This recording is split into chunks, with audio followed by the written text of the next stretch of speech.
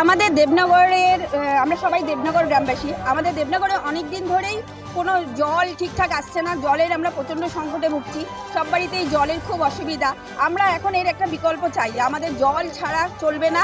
এই গরমে আমরা জল ছাড়া থাকতে পারছি না। আমাদের সববার বাড়িতেই প্রায় ছোটো ছোটো বাচ্চা কাচ্চা আছে, অসুস্থ মানুষগুলো আছে। জলের এত অভাব হলে আমরা নিশ্চয়ই থাকতে পারবো না। তাই আমাদের জল চাই এবং সেটা রেগুলার চাই।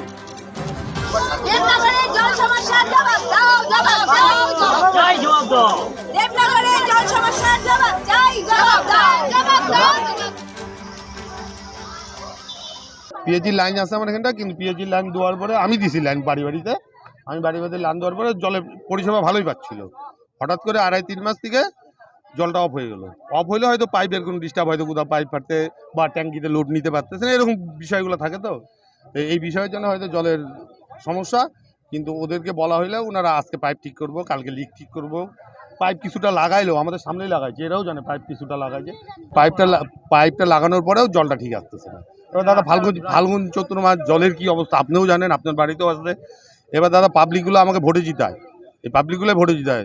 25 বছর থেকে এরা ভোটে জিতেছে। এবার এদের কষ্ট তো আমার সহ্য হবে না দাদা, এরা কষ্টে থাকা মানে আমি কষ্ট থাকা। এবার এদের কষ্ট দূর হইলে আমারও কষ্ট দূর। এবার ওদের কষ্টটা দূর করুক আইসে, আমি অবরোধ, এরা যদি অবরোধ উঠে আমার উঠাতে পারতো নাই। 100 বার থাকবো, কারণ এরা যেদিকে থাকবে আমি সেদিকে থাকবো।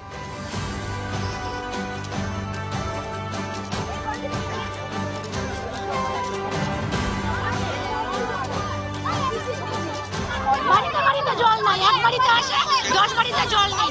তারপরে রাস্তা ঘুরে এখন রাস্তাটা বেহাল, মানে প্রত্যেক বাড়িতে ভর্তি, রাস্তায় জল নাই, রাস্তা ঘুরে আরো খারাপ। তাহলে কিন্তু আমরা আপনার পিএইচি অফিস ঘেরাও করতে পারবো না, কিন্তু আমরা দেখবো না, ঠিক আছে?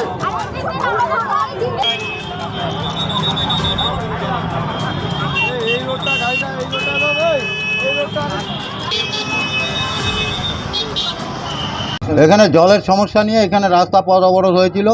এই এলাকার মানুষ, দেবনগরের মানুষ, তাদের বাড়ি বাড়ি জল যেটা দেওয়া হয়েছিল, প্রথম অবস্থায় জলটা ঠিকই ছিল, কিন্তু পরবর্তীতে জল যত গরম পড়ছে তত দেখা যাচ্ছে জলের পরিমাণটা কমে যাচ্ছে। শুনতে পেলাম যে এখানে পাম্পটার যে একটু সমস্যা আছে, পাম্পটাকে আমরা পিএইচি দপ্তরের সাথে কথাও হয়েছে এবং ইমিডিয়েটলি 3 দিনের মধ্যে তারা পাম্পটা পরিবর্তন করে যাতে পর্যাপ্ত পরিমাণে জল পায় তার ব্যবস্থা করবে।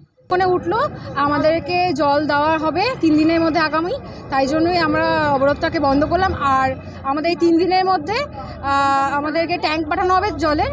আর এই 3 দিনের মধ্যে যদি উনি আমাদের জল না দেয়, তাহলে এর থেকে বৃহত্তম অবরোধ আমরা করব।